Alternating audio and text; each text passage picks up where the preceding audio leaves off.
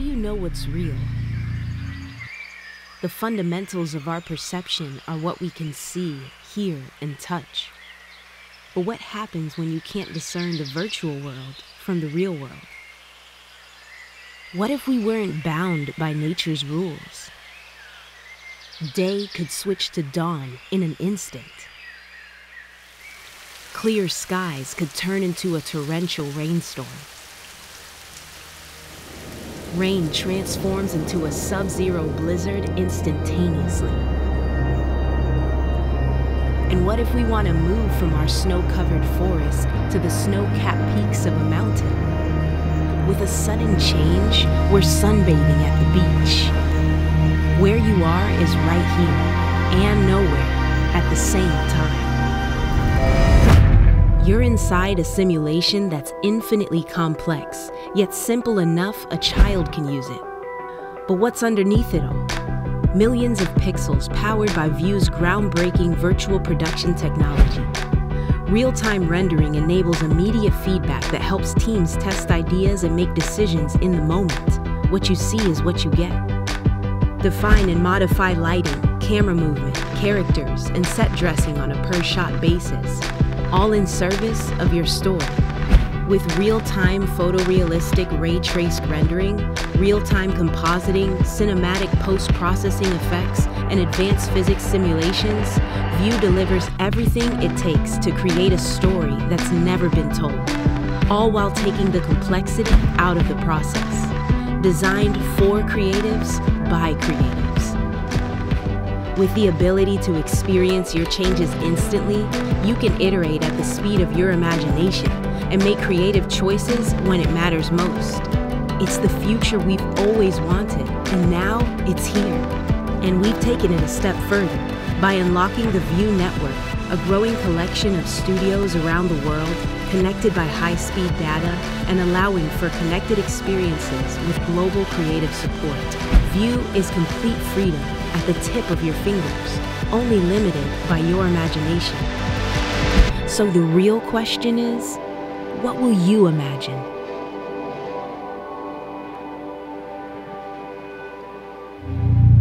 Well, welcome to the Future of Experiences. My name is Tim, and I'm the CEO of Vue. Vue is a creative technology company that specializes in virtual production, some of the tech that you just saw here. And today we're at this exciting inflection point in technology where computer graphics and display technology is becoming so good that the camera can't actually discern between the person and the display behind it. And so this is allowing us to never leave the studio but be able to shoot all around the world and even outside of this world. In fact, the last year we shot 2,000 different productions across our virtual network. And what you'll see here is it's all across the board, from Top Gun promos with Tom Cruise to Super Bowl commercials with Carrie Underwood, and even here in Las Vegas, a feature film with Nicolas Cage. The use cases we've been able to find in media and entertainment have become very obvious, because what you can do when you can control every part of the background allows the storytelling to be so much more exciting. In fact, we were on a shoot recently for an electric car company where we were moving around the cars that were in the background. And you know, if you're on set, that takes time to get into each of them, drive them around. But on a virtual set, you just pick it up with the mouse, slide it over. And as the car went in the air, one of the creative directors said, wait, you can make the cars fly? He said, yeah, no extra cost. We just drag them up in the air. He said, well, we should actually make the commercial where all the gas cars are just floating up in the air. And on the spot, we're changing the creative. And the whole commercial came out so much better because of it. And what we found is that when you give creatives the freedom to really iterate at the speed of thought, when they have a spark or their imagination gets excited, so many cool results happen. Now, it wasn't always this way, because 15 years ago, I was shooting location to location. In fact, most of our business was all around North America and traveling to the UK to shoot commercials. And when 2020 hit, COVID happened, our business was pretty much going out of business. If we couldn't travel to where we needed to go, we couldn't shoot. You got to remember, the background's 50% of every shot. It's actually many times the biggest actor in the scene. It gives context to the content. And so if you have no location, it's a very difficult job as a video director. And so we saw what Disney was doing with this technology, and they were using it on The Mandalorian for some of the feature film work. But we thought, man, that looks so expensive. It was a bit of a science experiment. How are we going to figure this out? And so we had started with a small screen and just shooting product. We were shooting some Jack Daniels product on there. And when we saw this in the camera, it was very obvious that we were never going to take that product out into the field again. You know, that 10-foot screen, 3 months later, turned into a 100-foot screen that we built. And we were very fortunate to have Mercedes come in and be the first shoot in there.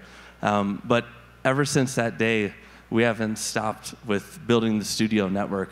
And so today, for the past 28 consecutive months, we've been building studio after studio. And the turning point for us was really realizing the use cases we never saw coming. So I'm going to show you a quick example here, and then I want to show you what Accenture's opened our eyes to.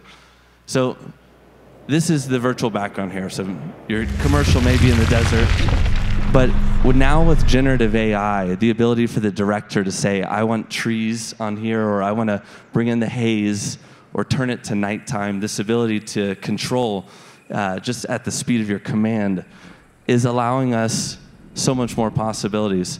And I want to take you to an actual background here. Let's go to the city scene, where you'll get to see what the camera is seeing in this, and then what the output is. So on my left here, you'll see us in the studio, and we're shooting on this sunset scene. But because we can control the parameters of the daytime, that magic hour lasts farther, much longer than 1 hour. So in the TV world, you know, you're always chasing sunrises and sunsets. It's the most beautiful time. But that hour that sunset happens is really 5 minutes when you pull the camera out, and you're never guaranteed. So holding it up in the sky is really what a lot of videographers are chasing. When we had Accenture come in, we realized they had a much bigger vision for this, though. They weren't just using this to create content. They thought about this for creating ideas. Because what if you come in here and you wanted to have a product idea or a business idea come on the screen at that same speed? And unlike green screen, where everyone has to co-hallucinate, you each imagine a different thing, you could have a visual definition of, this is what I think it looks like, this is where I think it could go. And that was what Dave and Jason were chasing, and it's been an incredible partnership ever since. So Dave, if you want to come talk about what you guys have brought to this technology. Yeah, I'm actually going to start. I'm immediately going to go off script. My massive regret from last year at CES was Jason kept pulling me aside. He was like, "You got to go visit the Vue team and see their studio." And I just couldn't. I didn't make it happen, and it was an immediate regret. It took a couple of months later, and I finally visited. And you know, Tim and the team have been amazing, showing us the potential of this. And then Jason and I and the rest of the team that's been engaged. To us, we immediately saw the potential for our business, because if you boil it down, we're storytellers, right? I took my daughter to work years ago, and she came home and said to the rest of the family, she said, "I finally know what Dad does." And everyone kind of paused and looked at her. She was 8 at the time. This is more than a few years ago. She said, "Dad draws pictures and tells stories." And I looked at her, I was like, damn, you nailed it. That's exactly what we do, is we're constantly trying to bring conversations to imagine something new, and the possibilities and the power of this to be able to bring, as Tim said, bring us to the context of the content of the conversation is wildly powerful. So we're gonna have some fun. This is gonna be fluid. Things might break. We want to make this interactive to some degree, but we want to show you some of what our early thinking is around how this might apply, not only to Accenture for its own business, but our work with many of you as our clients, and how we might interact differently going forward. I do believe this is the end of PowerPoint. So let's go to where we do what we do. Let's go to one of our conference rooms. Does it look familiar? Got a whiteboard, We might gather around, we'll brainstorm some things on sticky notes, and and we've got small LED screens that we might host an interaction with. So let's now go a step further. We've been doing a lot of work with NVIDIA's Omniverse platform. We've got a huge lineage of doing work with digital twins in an operational context and being able to work within a digital twin of an environment. We might pull Omniverse up on one of the LED screens in our environment, and we'd all stand around it. I'd invite everyone to come up, and we'd stand. And the power of NVIDIA's Omniverse platform is just this amazing, high-fidelity, really detailed, it's one of the heaviest digital twin engines out there, to really be able to envision shop floor design, workflow, operating model, and be able to, we can go into this in headset, we can be fully immersed in this, but, three of us standing around this size of an LED screen, it could be this. We get all of us. We are in the environment in scale. We can walk it. We can experience it. The ability to be able to navigate this environment, we'll show you some things later about the ability to navigate in this kind of context. But this now, we drive a totally different conversation. So we've purchased a couple of these. We're starting to install them in our offices. The whole notion, if you look around CES, the size of the screens and all of the booths are getting bigger. This construct of let's bring ourselves more to a scale experience all around us, it's building, it's moving, we're starting to apply it. We're having this conversation at scale is totally different than being on a small screen. Then you get into the interactive part of it. My favorite part of Omniverse is that it includes a full physics engine. And so if I were to do an action to actually trigger an event, the fidelity of the physics of how these boxes are falling, how these shelves are knocking over into each other, Omniverse platform is one of the special part is it encodes into each of the objects the notion of will it bounce or break, the tensile strength, the reflection of light on top of it. Again, this just extends the notion of if you're in one of these environments, you can lose yourself to it, which is what we want to do. We want to bring people along a story and really envision and imagine the transformation that we're trying to trigger. So this is a lot of fun. Let's go to a totally different environment. So we've been doing a ton of work with Microsoft Mesh in these environments, and Jason and team have done an amazing job of building this onboarding experience. Jason, why don't you take it from here? Thanks, David. I'm Jason Warnke. I lead experiences here at Accenture, and I was here last year actually talking about what we were doing with Microsoft Mesh to imagine new experiences for Accenture's employees, the onboarding experience in particular. And we talked a lot about deploying headsets, and at the time, we were all remote, and the way that you interacted while you were remote in a more immersive way was to actually put on a headset. But as soon as we saw this, like Dave and I went to the studio with Tim, we immediately started to have the ideas, what happens when we get back together? I'm going to borrow a line from my good friend James Temple from his talk yesterday. We were doing we were back together, people are in conference rooms and their heads are down, they're all together, and they might be looking at an immersive world inside of something like Mesh. Those remote might have a headset on, but what happens for all those folks that have finally convened together? This is a much better way to go into that virtual environment and participate in that world with those remote. But I don't have a headset, I don't have any controllers, so how do I move around this world? Well, again, we're gonna try some stuff here. And there's a camera up in the corner, and through motion control, I am going to navigate my way around. So if you can see the image on the far right, there's probably one behind me as well. The camera is tracking a ton of different points on my body. No mocap, this is just pure visual capture from the camera and a way to navigate through the space so that I can go visit my colleagues that are in headset, remote, actually from around the world. We have a lot of our colleagues from other parts of the world. In fact, a number of my friends from India today. I'm gonna stop and say hello, everyone. Good to see you. They can hear me. Unfortunately, we didn't do the feedback back. We didn't want to have people talking. But you can see there are folks on the other side.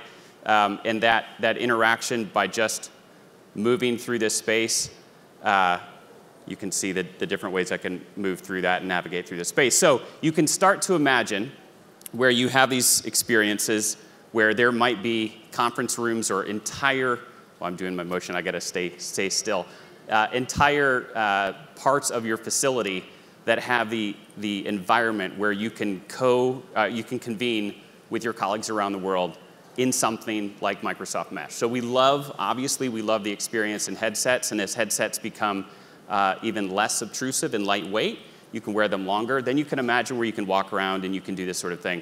But until that happens, this is possible now. So another thing we're doing with Mesh, and I talked about this a little bit last year, but I'm going to bring it to life larger scale, is we now have completely changed the way that we design our offices. So I'm going to show you what we've done, in this case, with our new Washington, D.C. office. We started to build, as soon as we get to a CAD drawing from the architects, we immediately take that into Mesh so that we can start not only to imagine what that looks like, but we can actually have collaborative design sessions with our colleagues from around the world and make decisions at a much cheaper point in that process. So what you're seeing here is an event space, and one of the things we were worried about is what are all the possible configurations of that event space. When we brought it into the using the digital twin inside of Mesh, we could play around with all kinds of configurations for events and meetings, workshops, and then feel in headset what it felt like to be in those different situations. So it used to happen, we get all the way to the point, you've all been there, you go through a design session, you get all the way to where you've built it, you're doing a ribbon cutting, the big execs come through, and they say, ooh, I didn't expect that room to be there in that size. We've made the ability to make those decisions at a much cheaper point. So that's another great example. But Dave, you're doing some really neat stuff with our clients around how you use these digital twins, way beyond what I was thinking. Just one of them, we've done a number. We've all done fire safety training, right? And it pretty much looks like this. Like, grab the fire extinguisher, pull the pin, aim at fire, sweeping motion. The ability now with Jason described a design scenario, the ability to actually do things like, let's actually put people in the fire and raise heart rate and blood pressure and actually create much more sophisticated scenarios. These digital twins, the immersive collaborative digital twins, suddenly become operational. They become something that you can use not just for the production and build, but the ongoing operations. So that notion of something as simple as fire safety training, can be done in a way that actually really trains you. That's right. The other neat byproduct of this is, as soon as we're done, we can start to put this, unleash this into Mesh so that our new employees that will get the opportunity to occupy their new office soon, they can start to have events in that space before they've even gotten there. And I had an experience when we did this with our One Manhattan West office in New York City. I had been in that digital twin so much before I had gotten to the building that I knew where everything was at. So that's an incredible thing. We used to do a ton to welcome people in and give them tours, and they'd have to give them 20 tours, especially in a space that size, until they knew where everything was. Now you can do that digitally much earlier. So imagine if you had a space like this all the time. How might you change the way you do your business? Tim, you have a really cool story about this. Yeah, so down in South Florida, we met a customer about 2 years ago that wanted a virtual studio, just the kind we typically make. And after they started using it, they started realizing similar use cases where they're like, you know what? Now we need a virtual operating room. We want to have a simulator on campus. And so they built something called Studio X, which was this whole part of their campus now that's all forward-thinking on the simulation side. And what was really interesting, it's exactly right to your point, Dave, that they were getting so much more productivity now out of everything they do, training, marketing, because they realized that doing is expensive, but trying is cheap. And if you can try more, you can do more. And so now their training sessions happen all here virtually. They're able to do their product design virtually. They're able to shoot their videos with zero travel. And so what we've seen now 2 years later is that it wasn't just the marketing department that got increased productivity. It was the simulation, it was the training, it was the onboarding, it was the internal comms. And so it's been a way that embracing these virtual environments has really helped. But I want to tell you a little bit behind this tech, because this room's interesting. We call it the holodeck because there's no control in there. So it's only a human control interface, meaning when you walk into the room, they have a 1,500 product catalog. You say the name of the product that you want to see. It comes on the screen. Just like Jason was showing you there, it has body tracking in it, and it's aware who presented the request. So as they put it on the screen, now they can move it around, kind of like what you've seen in the Minority Report. And we start to see these themes emerge that the holodeck out of the Star Trek and gesture tracking out of the Minority Report, things that we used to see in science fiction films are now science fact. They're here, and this isn't a future. This is things that are deployed and are being used today. But I want to show you this next slide because what we found is this is a very custom integration, but this is a product that we felt a lot of enterprises would benefit from. And so we created something called the View One. And that's essentially everything that you would see in a smart TV, but put in a large format display with all the capabilities we just described. So no longer having a year-long process of a custom integration, but being able to really get a product into the boardroom in a month or two and now have this capability for a lifetime. So you want to talk a little more on that, Jason? We think this is a really cool opportunity to have different form factors in our offices. We can't all have space this size, so these different form factors that you can get in front of and have that interactivity, I think, is really cool. So another use case we thought about is, again, blending virtual and physical. What if we brought in a live individual from somewhere else? And so who better to do that than to invite our own global head of innovation, my friend Adam Burton. Adam? Welcome to CES.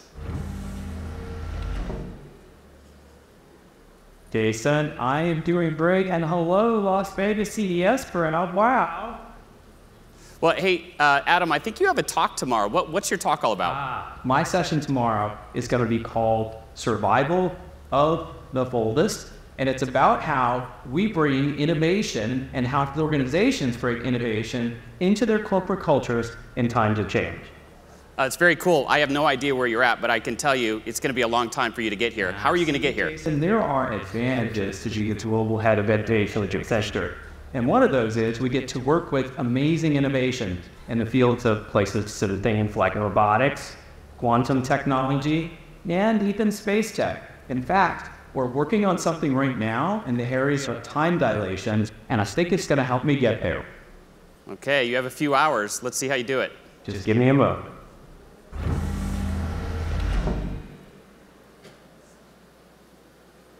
Adam? Oh, there he is.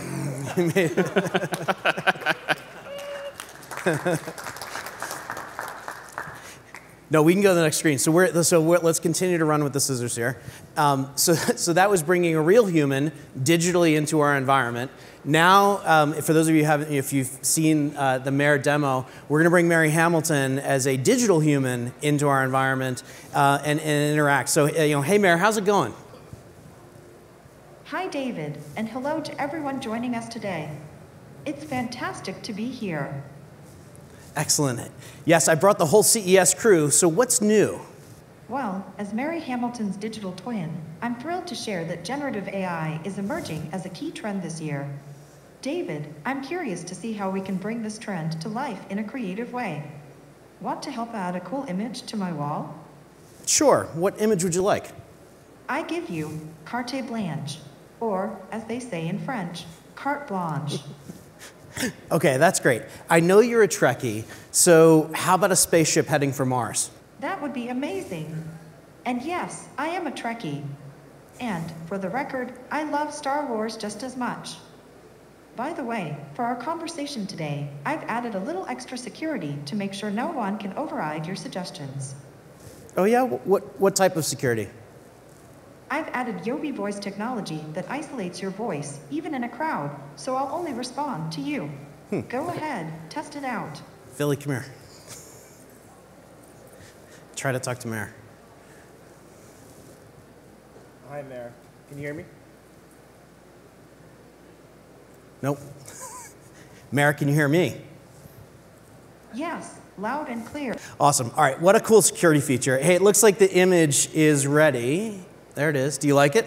Actually, the space motif may be too cliche at this point. Can we try one more? Sure, okay. What do you have in mind? Well, we are in Vegas, so let's dream big. Okay, how about a bird's eye view of the Vegas Strip in the style of Basquiat? Let's do it. And while the Gen AI is working on that, I just wanted to let everyone know that they can interact with me at the Looking Glass hologram booth later on. I can help them create customized CES itineraries, learn about Accenture's tech trends, tell them where the bathroom is, and more. For your businesses, there are so many ways of leveraging an emotive digital human like me to represent your brand, help your customer support experts, assist in onboarding, sales, and more. All right, that's a great point. Hey, let's pose and take a selfie. Let me get this right. Okay, sounds great. Here we go. 1, 2, 3. You're gonna pose. Cheese. All right, Okay, my fault. again. Cheese. Okay, everyone, once more. Cheese. That was fun. Thanks, y'all. All right, sounds great. Bye, Mare. So if you're paying attention over in the corner, that was the code capturing my voice, and and then obviously the prompts, and then the security feature was truly on, and she couldn't hear Billy's voice. We have that applied over there. That's why you're speaking into a microphone, but it can be coded to an individual human. All right. So from here, let's go back to the. We're not going back to the boardroom. Where are we going? We could do a live demo, if you like, of the generative AI. Yeah. Okay. So let's go. So going back to where we started, right? We pulled up. Maybe we might invite one of the retail companies in to do a shoe product design, right? What would that have looked like, or what does that look like today? So today, that's a design thinking session. We go into one of our offices. Maybe we've got an artist in the room. They start to draw on the whiteboard. We get ideas from all of you. We get Post-it notes. We rank them. We sort them. Maybe we then send it out to an artist. They're going to do a rendering. We've got a whole linear process to be able to try to envision a product design. But there is a better way. So let's give it a go. Since we can do this in real time, where you see the camera up here with the little red light, it's going to look at this shoe. And we'll show you a reference video so you can see it on here. Let's go ahead and bring this up.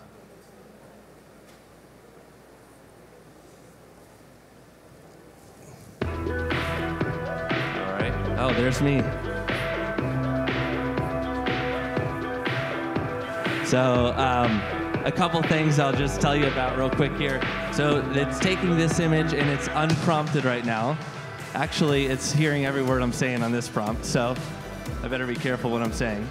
But we're doing two constraints. One is we're telling the AI we want it to look at this shoe and emulate something back that's going to be like this shoe, but I can modify it with a speech prompt. That's going to be an interesting one. Which will then modify itself to give the best result. So let's see here. And all right, good. We got to switch the camera. So I'm going to say diamond-studded shoe in a Louis Vuitton fashion with a gold bottom.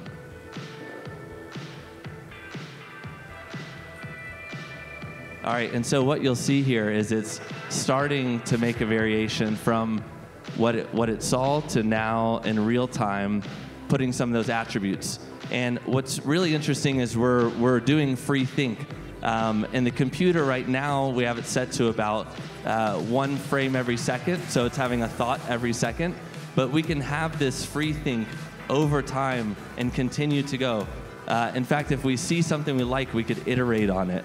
And so if you guys don't mind, pull up one of the ones from earlier when we just pulled this out. and we can show you across the screen. So if we wanted to take one of those and then iterate, you could have hundreds of ideas off of a single idea. Now, we've done this before, and we actually left the room and forgot that the system was on. And it was creating thousands of ideas that, honestly, half of them were pretty good. Yeah. And so when you think about how computers will think with us in the future, it's not just intelligence. Now we're looking at creativity. Does anyone want to come up and give it a prompt? Any? Let's go from a shoe to a hiking boot in the mountains. All right. One thing I'll tell you, too, that's really interesting is in between the model change. So now we're seeing it was generating the Louis Vuitton, and then there's about 3 different ones in between before it switches over. What we found is that if you're throwing a lot of ideas at it, the most interesting ideas are actually in between 2 ideas. So you had one different than me, but the intersection of your idea and my idea is a really good idea sometimes. A shoe inspired by a sports car, an orange sports car. So what's really cool is now, think about having all of the brain power of your team in a room and the blending of their ideas together coming to life. So one of the abstractions we can do is how much we want the constraint of this composition. So if we want it to be just a shoe-like figure, then we put it at 100%. But let's abstract it slightly here. In fact, let's have call for the shoe to be a car. And let's see if we can do that. You want to do that, Dave, on the mic? Oh, I have to do it. So it's a car inspired by the shoe. And you can not even say shoe, and let's see where it takes it.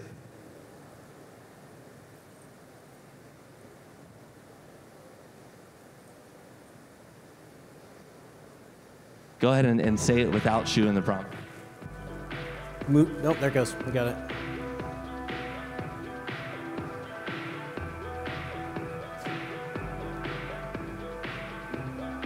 And you'll see here, as I'm moving it, it'll actually change what it's doing. So if we even want to make a manual design change, so let's say, for instance, let's put this water bottle here. Hopefully this doesn't throw off our weight.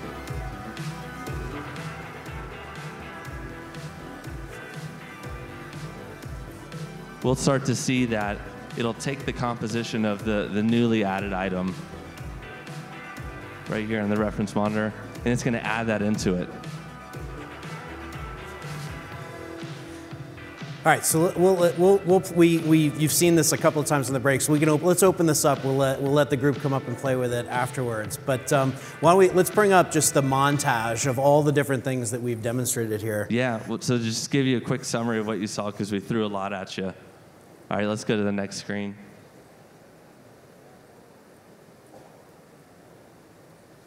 So today we talked about using Omniverse as a 3D game engine with real physics to see and simulate how your digital twin may react to things. The real-time generative AI in a creative thinking session, or using it to generate marketing environment backgrounds. We talked about the digital twin navigating through mesh, not just by yourself, but with your team collaboratively in a big real scale simulation.